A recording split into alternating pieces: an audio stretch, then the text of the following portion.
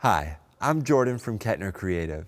In this video, I want to show you the difference between a Yamaha MG10 USB audio mixer and the Focusrite Scarlett 2i2 USB audio interface.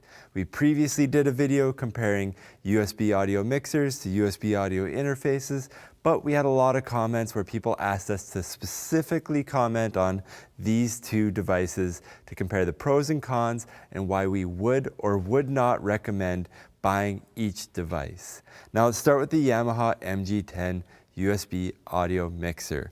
Now you can see just looking at this that this has a larger footprint. It's almost a square foot, but with this device you get 4 microphone combi inputs, so you can do XLR or 1/4-inch jacks, and you get 3 stereo pairs. With this console, you also get the ability to add compression to 2 of your channels, and you get 3-band EQ on most of your channels, but the stereo inputs just have high and low. You can pan each of them, you can set gain and level for each, and you can mix it down to a stereo output. You can use this in a live situation. It has balanced 1/4-inch outputs and XLR outputs, or you can use the USB output on the back of this device to connect it to your computer so you can record the stereo mix. Now it is possible to multi-track with this, but you have to pan channels 1 and 2 to the left and right.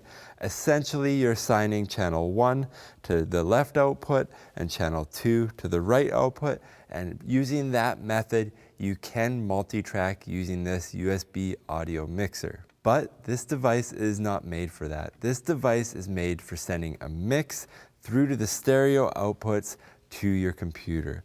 Now, a lot of the options on this board are what I would call destructive audio editing. For example, if you add compression to your audio channel, when you send that to your computer, you cannot undo that compression. Same if you do a mid cut or a high cut or something like that, you can't undo that. You can try reboost those frequencies, but it's never the same as working with the original raw multi-tracked audio file. Now we're going to look at the Focusrite Scarlett 2i2. A much more simple device, much smaller footprint, but it has nicer preamps, lower noise for the dollar that you're paying. It has 2 XLR inputs that are combi jacks as well, so you can do mic level, line level, and there's a switch to use instrument level inputs, so you can hook your guitar straight to your computer if you're wanting to do guitar sims or something like that. It has the air button here, which basically boosts the high frequencies, opens up some darker microphones. It has a big monitor volume knob, a headphone volume knob with a headphone jack on the front. On the back, it has balanced TRS outputs for studio monitors or something like that on your desk, with the USB as well, so you can hook it to your computer. Now, this device excels at multi-track recording. You plug whatever you want into this, it sends it straight through to the software, and you do all your editing on the software.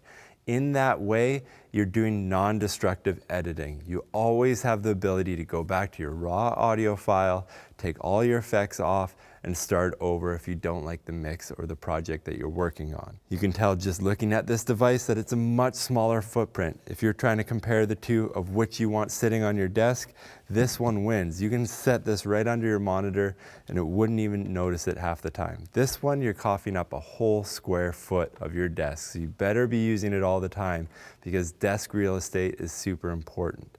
So, which would I recommend for you? If you're planning on doing some live sound, or if you're just getting started and you don't really know, you're interested in audio, probably streaming, I say get the MG10. If you know you're just doing guitar sims or multi-track recording and you just want to geek out making music and you're just going to use 1 or 2 inputs at a time, then this is the device for you. If you're doing multi-track recording, you have a group of friends that always come over and you just want to record the fun that you come up with, then the MG10 is the device for you. So there's the main factors for comparing the two devices to one another. If you want to see pricing or specs for either of these devices, we have some links in the description below. If you have any questions or comments, or you want to see a different kind of demonstration with either product, please leave a comment in the comments section below. And if you want to see more videos like this in the future, please like and subscribe. Thank you so much for watching.